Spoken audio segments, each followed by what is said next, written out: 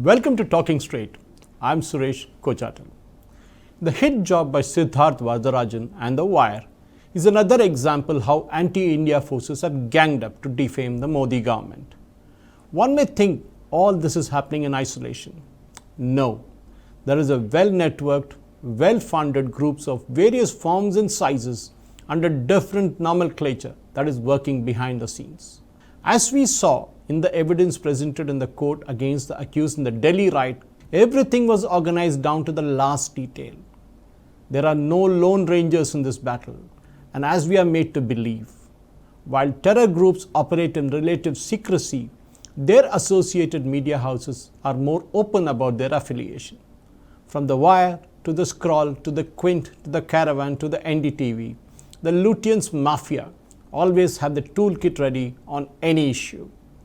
Now let's look at what Siddharth Varadarajan had to say as he climbed down from his high horse without even an apology. Earlier this week, The Wire announced its decision to conduct an internal review of the recent coverage of the Meta, especially the sources and the materials involved in reporting of this case.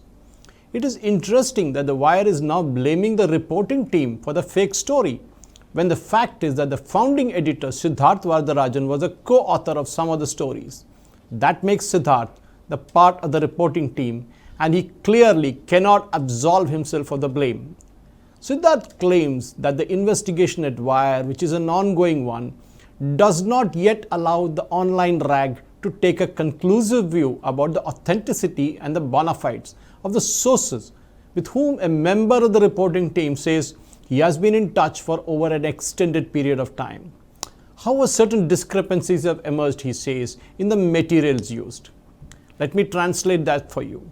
Basically, what this creep called Siddharth wants to say is that Wire used all the fake stuff all along. Siddharth also claims that The Wire is still reviewing the entire matter, including the possibility that it was deliberately sought to misinform or deceive The Wire. This is like that someone who claimed that she had an offer as a professor in Harvard.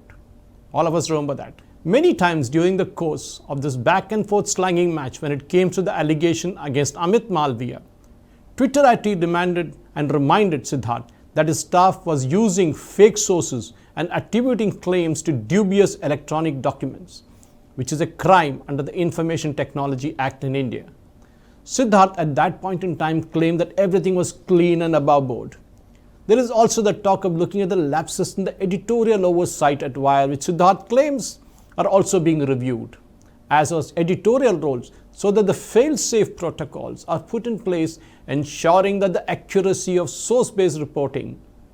99% of the stories in the online rags like Wire are fake, with only one objective: try to malign Prime Minister Narendra Modi and the BJP. In simple English, that means that the team at The Wire faked the entire thing.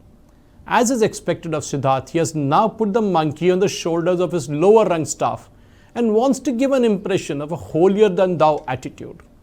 As usual, Siddharth goes into the emotional sales pitch, which he claims that The Wire was founded with a bond of trust with its readers and viewers.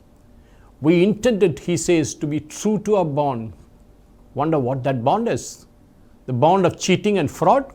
On October 23, 2022, The Wire updated its retraction story with the news that it is using the assistance of an independent external experts to conduct its investigation into the Meta coverage. You and me can predict who those independent experts will be and what will be the outcome of the so-called investigation. Pamela Philippos, the ombudsperson at The Wire, reported serious lapse at Wire's reporting on Saturday. Here is what she said: The Wire story failed certain foundational tests, mostly patently inciting of sources. Many of these sources either did not stand by what The Wire had put out, or were misunderstood, or were wrongly quoted, or possibly had second thoughts. As they went about in public distancing themselves from the investigation, Pamela says, it began to tilt alarmingly like a chair deprived of a couple of legs. She claims finally that there were serious missteps in the firefighting that Wire did with contrary evidence. End of quote. Wonder what Pamela was doing when the entire drama was being played out by Wire. This is not the first time that Siddharth had indulged in this fraud. and he was in fact kicked out of the Hindu newspaper by its owners. The fabricated stories run by Wire, Quint, Scroll, Print, Caravan and other leftist jihadi online portals shows the need to strictly implement the proposed changes in the Information Technology Act. More importantly is the need to sue these online rags and ensure that the fundraising mechanism is stopped by making the donors equally liable and guilty for the fraud that is being committed. Let's see where it goes from here. Thank you for watching. Jai Hind.